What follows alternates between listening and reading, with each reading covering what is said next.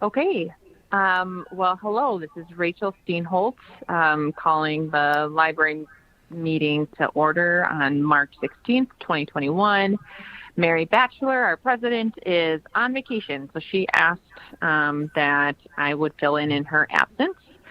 So I understand that we might not have a quorum. I will call roll call right now to, we'll just, who's ever on the line, starting with Chris Shipper, we will see who's all here and then proceed from there depending on how many we have. So why don't we start with Chris Shipper, and then folks can introduce themselves afterwards, and we'll see how many we have.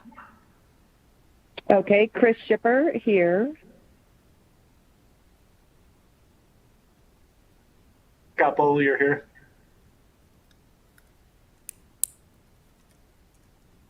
So far that's 3. Is there a 4th that's present either on the phone or in person?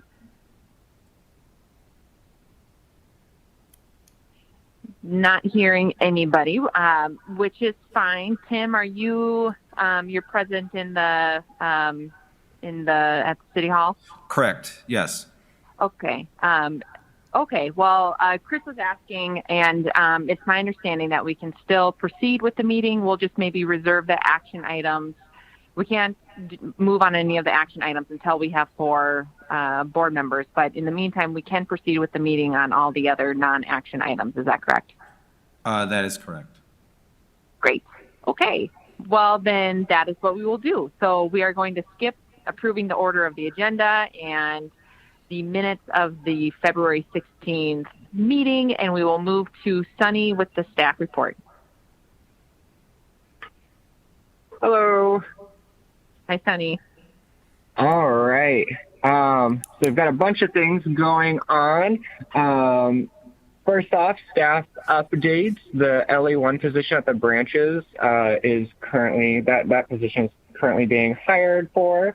The LA2 position is open at Maine now. You might remember from the previous meetings that the LA2 position was open at the branches, and I took that one. And now there is one open at Maine, and that is currently in the hiring process.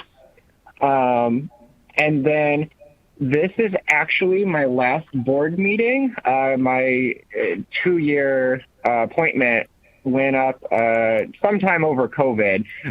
So next time you're going to have my wonderful colleague, Megan Richardson. She will be doing the staff report for you guys. And I know you will just absolutely love her. Upcoming for programming. As you can see in your packet, once again, we have just a ton of things going on.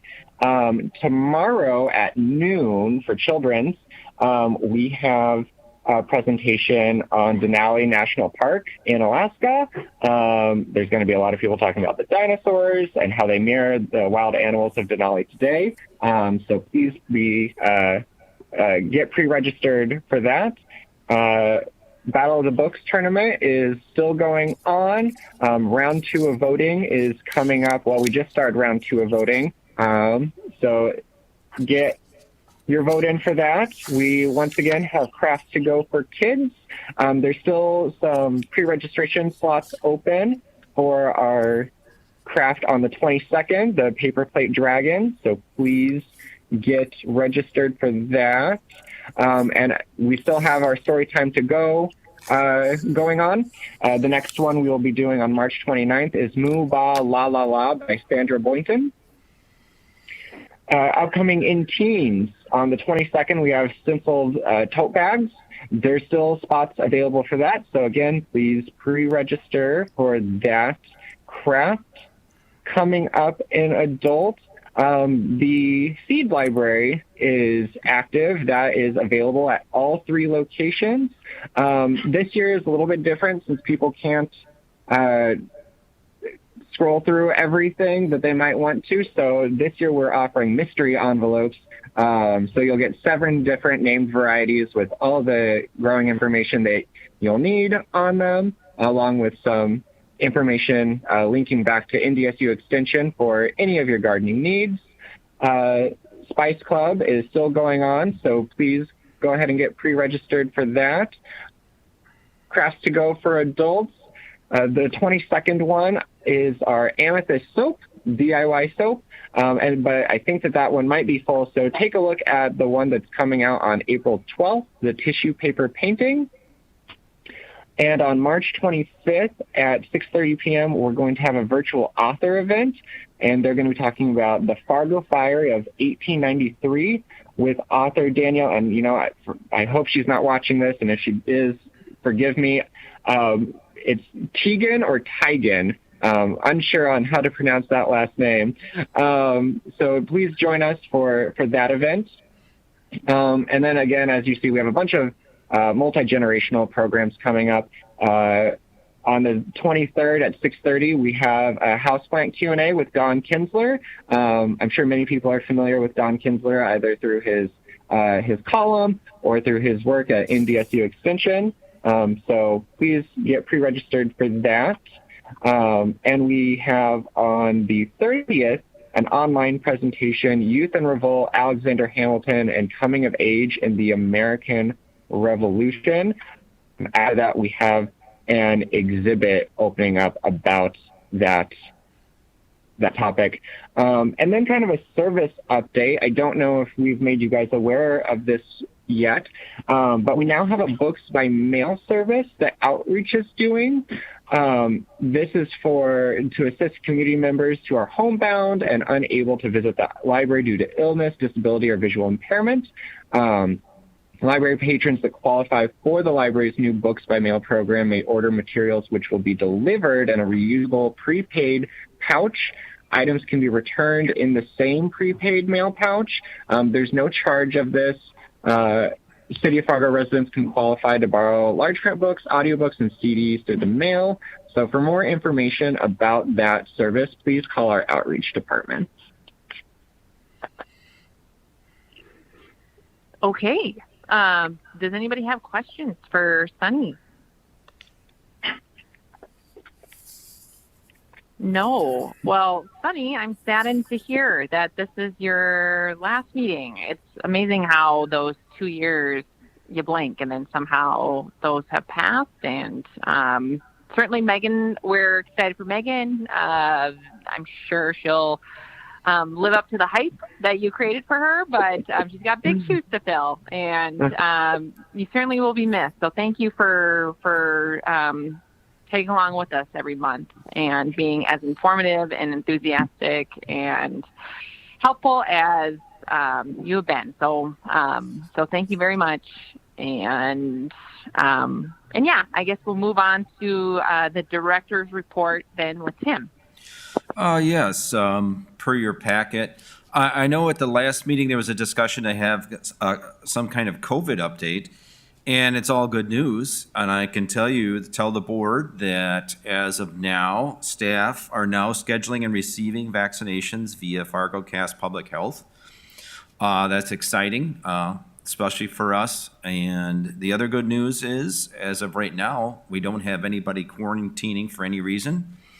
So we're excited about that. So it's progress. We're still being diligent across the board at all locations, but obviously with the potential of full vaccinations, that will be exciting for everyone involved. So that's the COVID report. And looking at my report per the packet, you can see there it's pretty straightforward. The one thing I would have mentioned, we had a virtual all-staff go-to-meeting and just had a Q&A with all staff, the staff questions accumulated the week prior and talking about how going forward and what's going on in COVID in the city's response, library response, policies and whatnot. So trying to stay ahead of the curve. It's exciting, and like I said, in terms of the vaccination. And so we're steady as she goes, as we are right now, but certainly progress is being made. Wonderful. That is good update indeed. Does anybody have questions for Tim?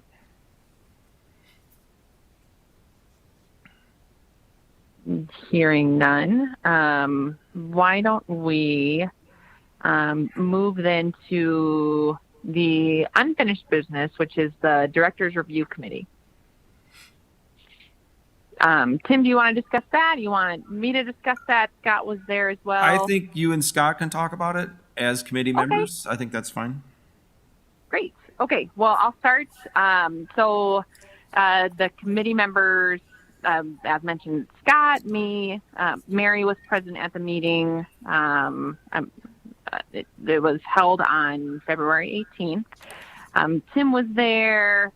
We also had Jill Minette, and I'm, of course, blanking on Bruce. That would be Mike Renninger, Assistant City Administrator. Yeah. Okay. Thanks, Tim. Sure. Tim. And Jill Minette is head of HR through the city. Did I get that title correct? Correct. Head of Human Resources. Correct. Okay. Yeah. So it was a very helpful conversation to kind of figure out what to do. As background, I know there's newer board members. This has been something that we had identified really through the orientation packet subcommittee and forming a new packet to help with the onboarding of new board members. And in trekking through those materials, it became clear that a annual director's review is something that the board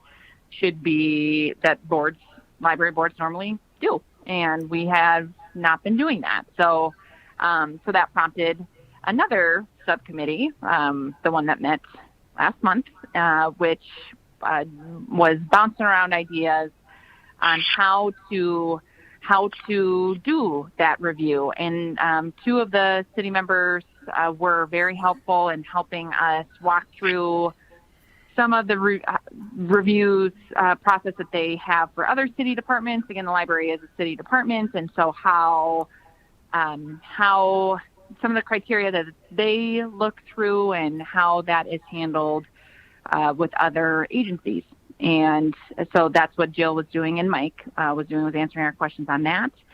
And ultimately, we did adopt a document that is, we discussed sort of this, I want to say it's this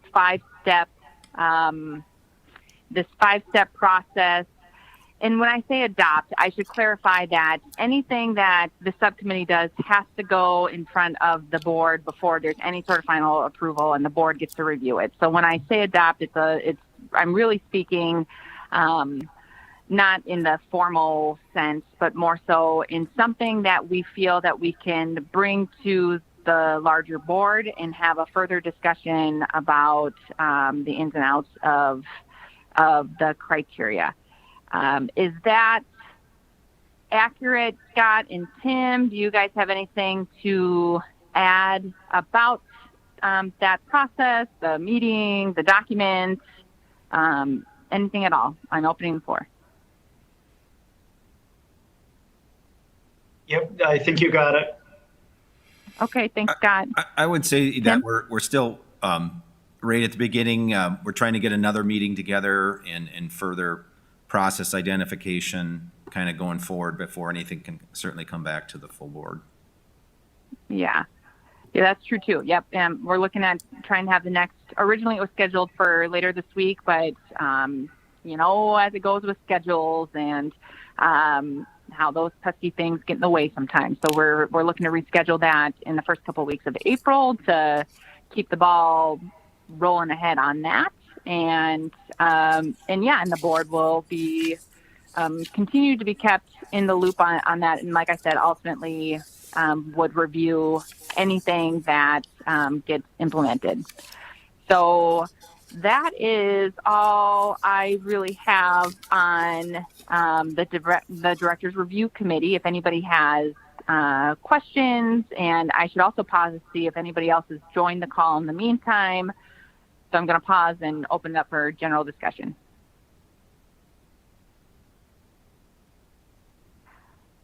Okay.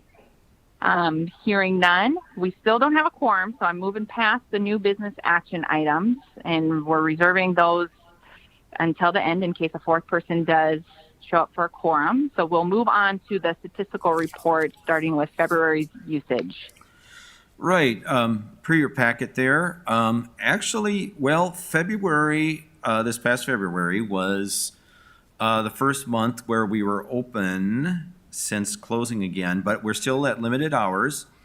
So it's certainly not apples to apples. And I can remember February of 2020, before everything changed, that was, in terms of circulation, that was a record month for February for the library in terms of overall circulation. So going up against that number is kind of tough. But as you can see, in terms of the library use there, you can see the attendance, program attendance, obviously volunteers. We're still not at the point of having volunteers on site. Internet sign up, again, we have limited number of stations based on social distancing as of right now. In terms of overall circulation, you can see there, I would say though, as usual, as we're experiencing, the electronic resources remain strong in comparison to the previous year. Obviously, in terms of the rest of the report, you see the general impact of limited hours. And the other thing I think that will be interesting is once we have programming on site and how that drives circulation. I think anecdotally, we've identified that in the past as a real driver for circulation. So we look forward to that in the future. So that's kind of where circulation is through February. Again, still feeling the impacts of limited hours in that regard. Sure. Okay, any questions for Tim so far on February usage? Nope. Okay, let's move on to the financials. Sure.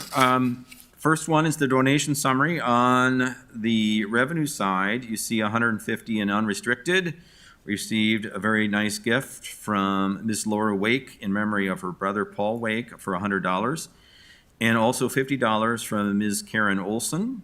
Also on the restricted donations, $341.46 from the Dakota Medical Foundation for Giving Hearts packets and crafts. That was kind of a partnership that we did with them over Giving Hearts. Also, $250 from Mrs.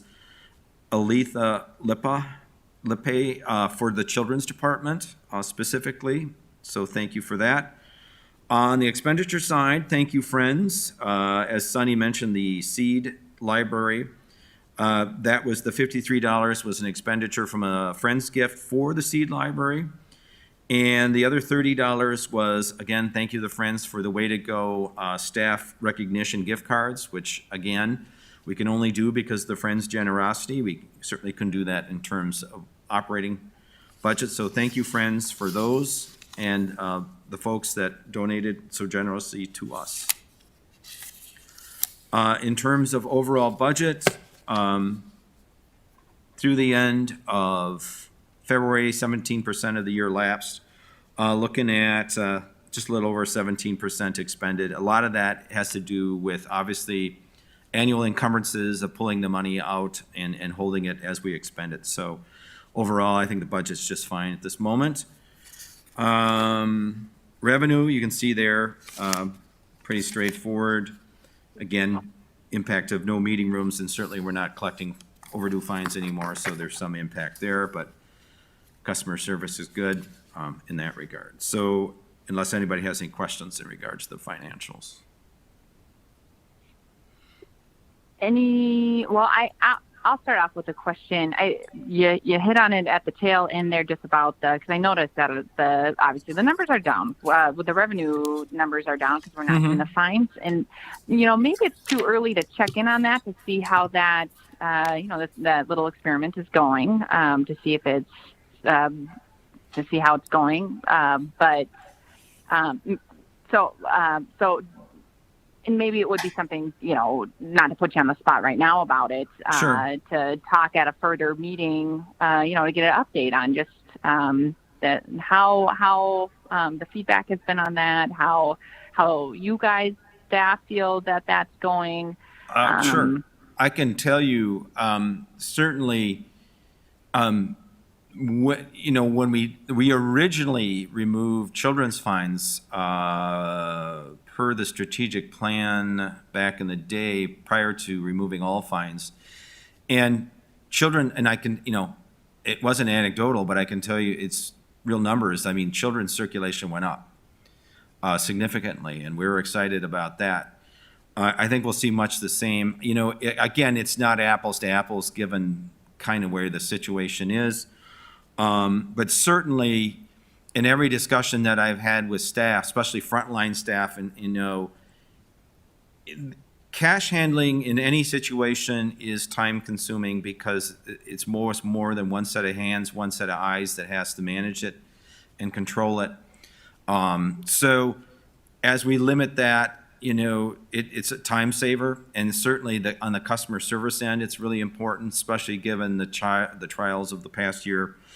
So, and again, we've not been really put on the spot by city in terms of us identifying us as a source of revenue. It was more of a matter of business in that regard. But so we're not getting any kind of questions in that regard. So I from where I'm sitting, I see it as a time saver for staff. It's certainly, given what everyone's dealing with, I think it was the right thing to do.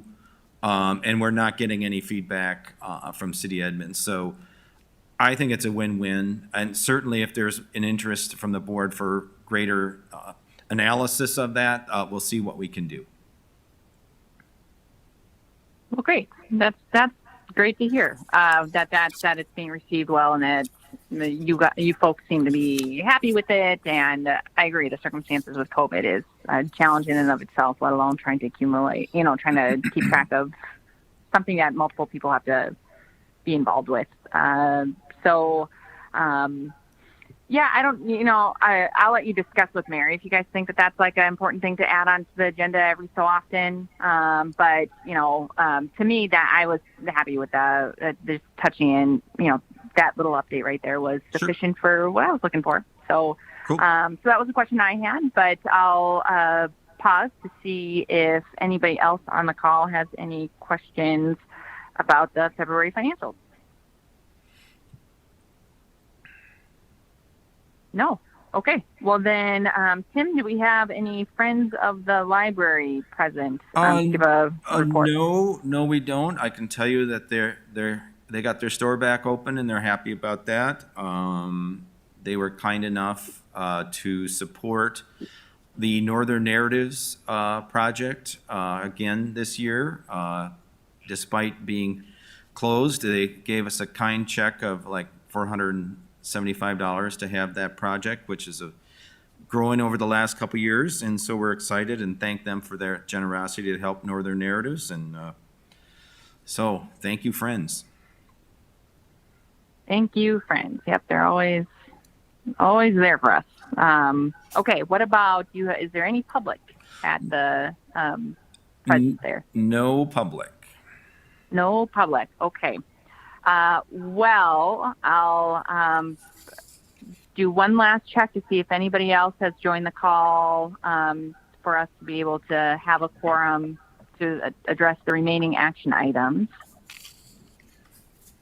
Carlos Hawley texted me and said he's been having difficulty getting in this whole time, and he apologizes. It's just not going to work out. So that's okay. That's okay. We're all figuring this. Technical difficulties come with the territory of the situation we're in, and also people have, schedules and vacations and stuff as well. So that's totally fine. We can move these action items to April's meeting, which will be on April 20th, and this meeting is adjourned. Thanks, everyone. Thank you.